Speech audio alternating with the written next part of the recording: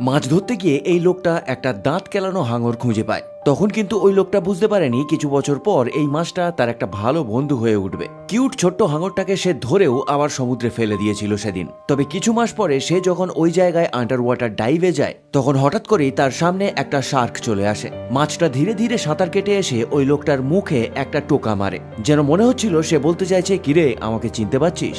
শার্কটার দাঁত কেলানোর রূপ দেখে সে বুঝতে পারে যে এটা সেই মাছটাই যেটাকে কিছু মাস আগে সে ফেলে দিয়েছিল সমুদ্রের মধ্যে। কিন্তু ওই লোকটা কোনোভাবেই এক্সপেক্ট করতে পারেনি যে মাছটা তাকে মনে রাখবে। ওই দিনের পর থেকে সে যখনই ওই জায়গায় ডাইভে যেত, মাছটা সাঁতার কাটতে কাটতে দাঁত কেলানো মুখ নিয়ে তার কাছে চলে আসতো। এই জন্য সাঁতার কাটতে যাওয়ার সময় মাঝে মাঝে সে কিছু খাওয়ারও নিয়ে যেত মাছটার জন্য। একদিন শার্কটা তার বউকেও নিয়ে আসে দেখা করানোর জন্য।